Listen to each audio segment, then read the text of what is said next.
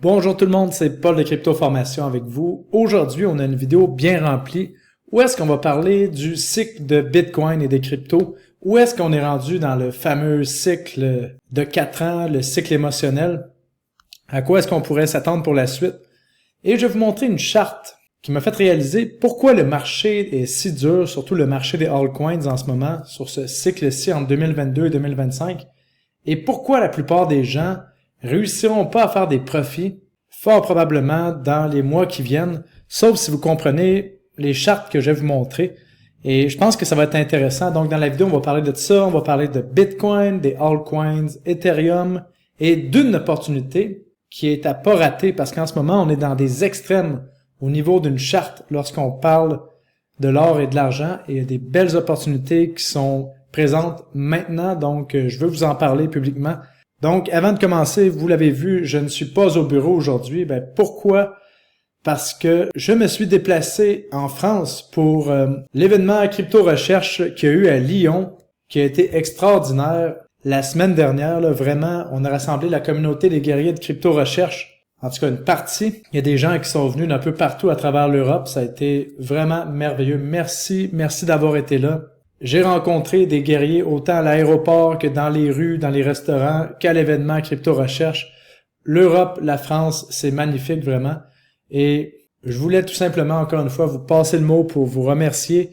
Et les événements qu'on offre chez Crypto Recherche sont privés, donc sont réservés à la communauté. L'autre point, qui est justement pour vous montrer du nouveau chez Crypto Recherche. Maintenant, avec l'abonnement chez Crypto Recherche, vous avez accès, comme vous voyez ici, à BlockUnity, la plateforme BlockUnity qu'on a développée depuis plus de 2 ans et demi. Donc, vous appuyez sur votre profil, vous cliquez ici sur BlockUnity et ensuite, vous cliquez juste ici pour vous connecter avec vos identifiants Crypto Recherche et vous avez accès à tous les données spéciales, dont les indicateurs qu'on a créés de toutes pièces, moi avec BlockUnity et l'équipe Crypto Recherche. Donc, vous avez des données d'état de marché, d'analyse du social, du sentiment, des données on-chain, techniques sur plus de 500 crypto-monnaies, par exemple, comme vous voyez ici, le Magic Band sur Bitcoin.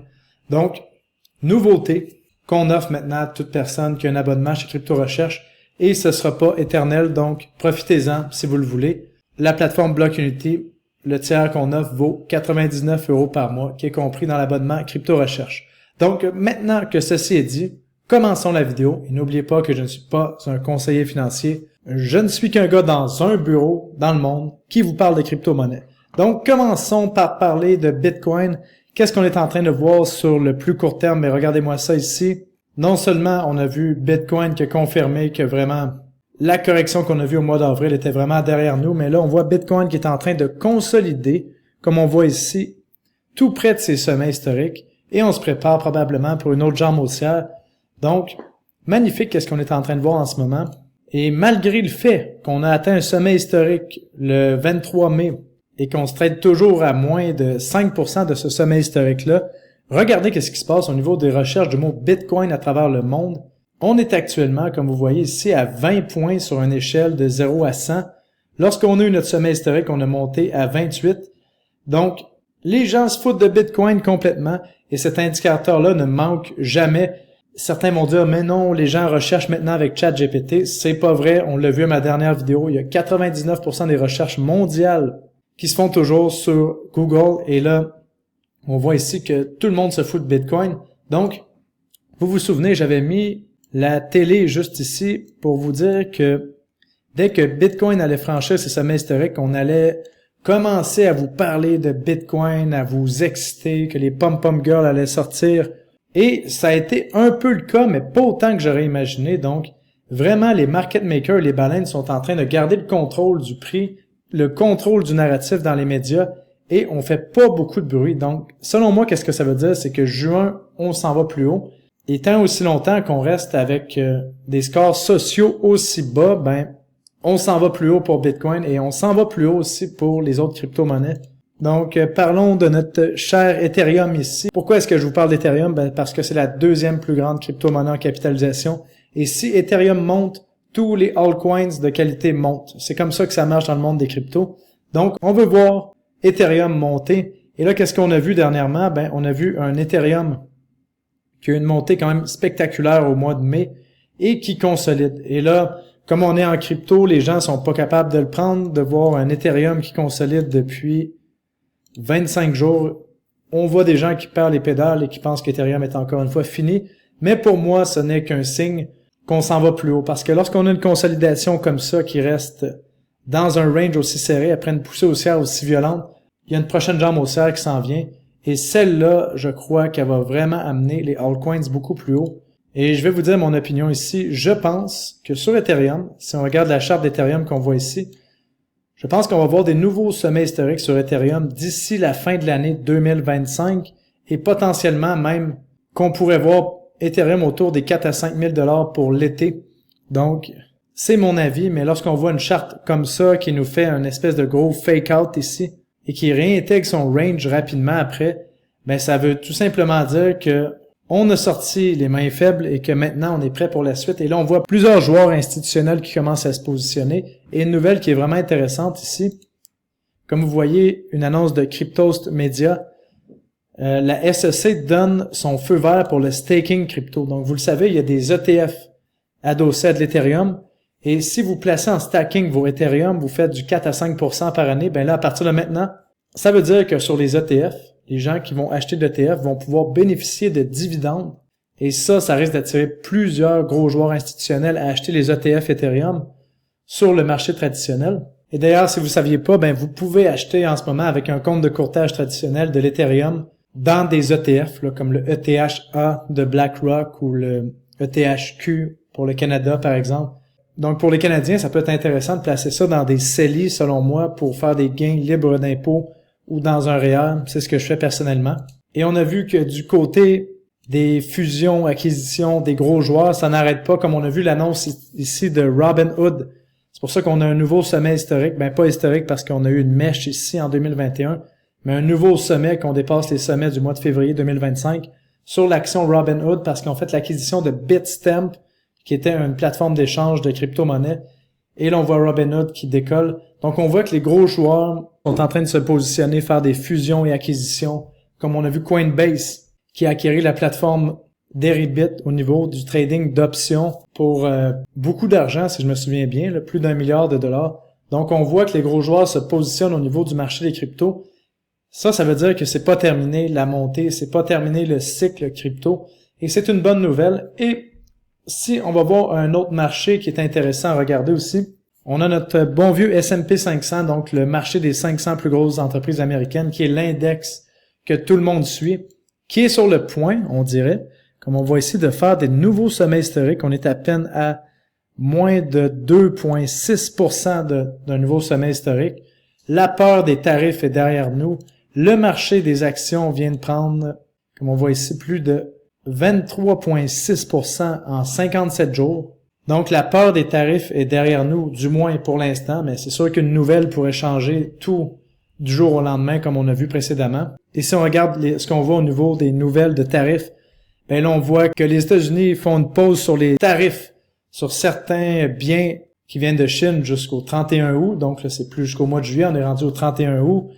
Donc, on a vu Donald Trump qui avait fait une annonce à la fin mai pour parler des tarifs sur l'Europe, qui allait être implémenté en juin, et finalement, on a repoussé ça. Vous comprenez que c'est qu'une grande mascarade. La vraie charte à regarder, c'est celle-ci. Combien de fois on va être capable de recycler et recycler le même narratif pour essayer de vous faire peur, jusqu'à temps que les gens se rendent compte que finalement, il se passe rien. C'est la même chose qu'on voyait avec la Chine qui bannissait Bitcoin au dernier cycle, ou peu importe le narratif de porno de la peur qu'on va vous sortir, on voit que les nouvelles ont de moins en moins d'impact, mais ont encore un impact. Donc, je pense que ce narratif-là de tarifs, on va vous jouer de la musique avec pendant encore quelques mois, mais on va sauter à quelque chose probablement à partir de l'été, ou peut-être à partir de l'automne. Et une charte ici de Charlie Bellilo qu'on voit.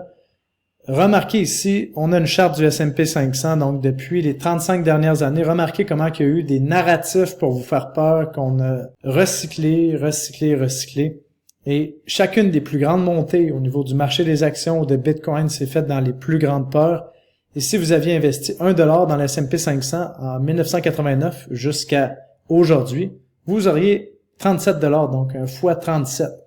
Donc, faut pas se faire avoir par le narratif de peur. du moment qui va changer, qui va toujours être une autre danse qu'on va vous chanter. Donc, qu'est-ce que ça veut dire ici? C'est que on est dans un système adossé à la dette. Tant et aussi longtemps qu'on laisse ce système-là continuer avec les banques centrales qui impriment de l'argent et qui diminuent notre pouvoir d'achat année après année, le marché des actions, les crypto-monnaies vont continuer de monter parce que le dénominateur qui est le dollar, peu importe que c'est des euros, des dollars canadiens, continue de perdre en valeur. Donc, ça fait monter le prix du marché des actions ou de Bitcoin ou des meilleurs cryptos. Et on est là, on est sur une autre vague, selon moi, du marché des cryptos.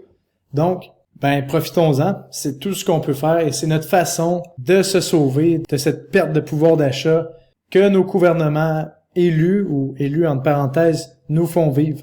Donc, parlons de nouveau du marché des cryptos maintenant. Donc, sur les cryptos, on a notre première réelle correction significative. Bon, sur Bitcoin, ça a l'air de rien. Ici, là, comprenez que Bitcoin a corrigé d'un sommet historique d'à peu près 8%, après une montée presque en ligne droite qui a duré 45 jours ici.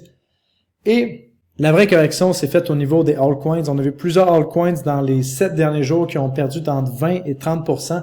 Et là, on voit plusieurs personnes déjà qui nous parlent de cibles plus basses sur les médias sociaux. C'est un film que j'ai vu année après année après année. À chaque fois qu'on monte, les gens n'y croient pas et disent des cibles plus basses. Aussitôt que les gens vont commencer à parler de cibles plus hautes, va falloir prendre des profits, OK?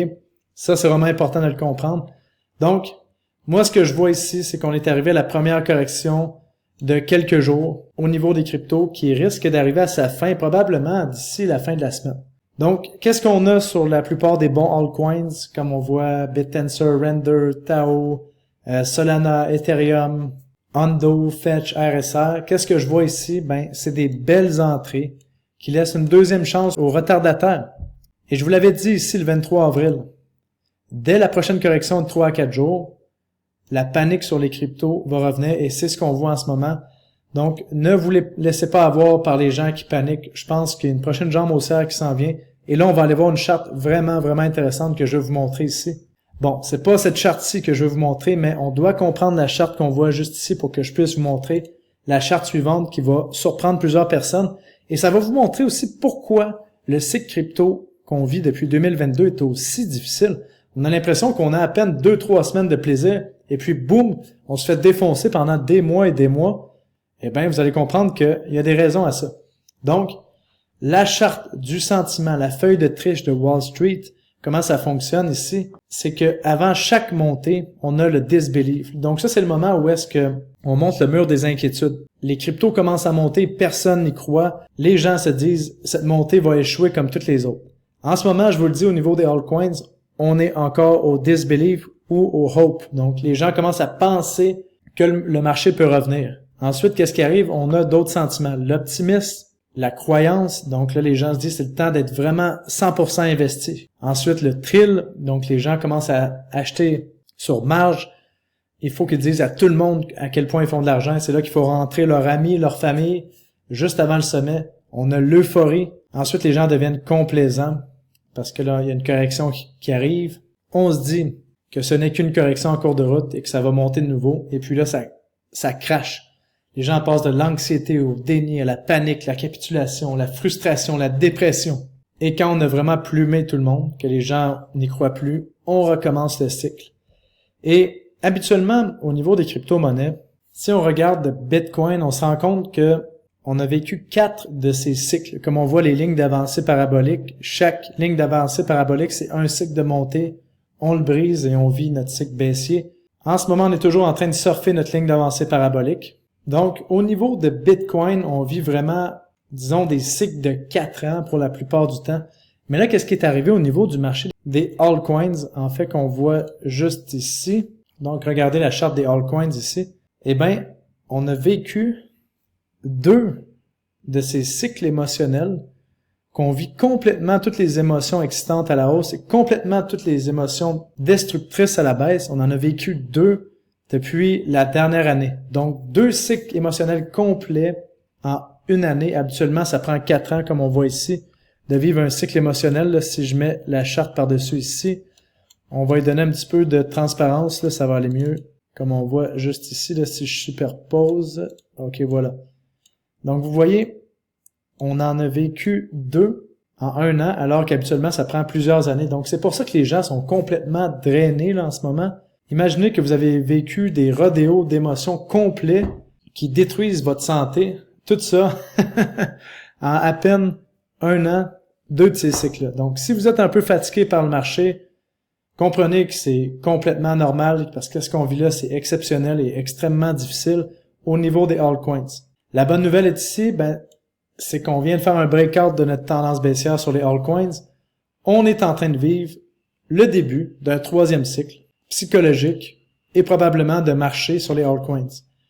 Combien de temps ça va durer? Est-ce que ça va durer 1 mois de montée, 2 mois de montée, 3 mois, 4 mois, peut-être?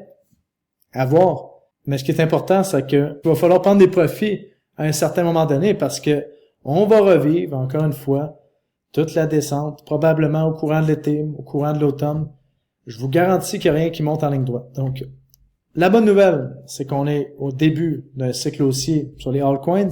Ce qu'il faut comprendre, c'est que 95% des gens perdent de l'argent en crypto-monnaie. Donc, si vous voulez faire de l'argent, n'oubliez pas de prendre des profits lorsque vous allez vouloir vous vanter à vos proches, à votre famille que vous faites de l'argent.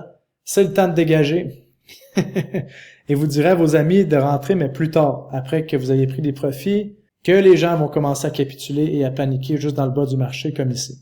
Donc, parlons de l'opportunité qui arrive vraiment, vraiment, vraiment pas souvent dans l'or et l'argent. Là, vous voyez devant vous la charte de l'or et l'argent. Donc, on a l'or, le prix de l'or par rapport à une once d'argent. Et vous voyez que ça arrive très, très, très, très, très rarement qu'une once d'or vaut 100 onces d'argent. C'est arrivé une fois dans les années 40, comme on voit ici. C'est arrivé dans les années 90, en 2020 et maintenant. Donc, qu'est-ce que ça veut dire? C'est que habituellement, qu'est-ce qu'on voit? C'est un rattrapage du prix de l'argent par rapport au prix de l'or. Donc, ça, c'est rare. Ça arrive lorsque l'or a eu une belle poussée haussière. Et qu'est-ce qu'on a vu sur l'or depuis le début 2024? On a vu une poussée haussière énorme. Et ça, je vous en avais parlé au début 2024 que c'était un bon moment d'entrer dans l'or. J'espère que vous avez pris le trade et que vous pouvez en profiter. C'est le temps de prendre des profits, selon moi, et d'injecter dans l'argent. Parce que si on regarde l'argent, juste ici, là, vous avez une charte qui date de 1970. Vous voyez qu'on fait un pattern de tasses et anses qui dure plus de 45 ans. Quand on a des patterns comme ça qui durent plus de 10 ans, c'est des patterns monstrueux.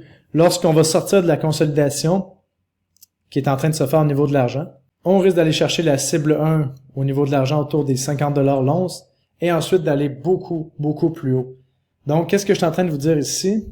C'est qu'il y a une belle opportunité au niveau de l'argent qui arrive une fois par 10, 20, 30 ans. Et c'est maintenant qu'on peut en profiter.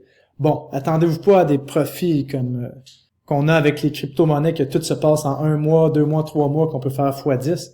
Ça va se faire sur des mois et des mois. Mais selon moi, on a une opportunité générationnelle ici sur l'argent et les compagnies minières d'argent. Si vous voulez tout le détail de comment j'investis au niveau de l'argent, les compagnies minières, ça se passe sur Crypto Recherche. Sinon, au moins, vous savez qu'il y a une belle opportunité ici. Et profitez-en pour jeter un coup d'œil sur ces ratios historiques qu'on vient de parler. Donc, j'espère que ça a pu vous aider, cette vidéo. Et on se revoit très bientôt pour la prochaine, les guerriers. Portez-vous bien. Salut. Bye bye.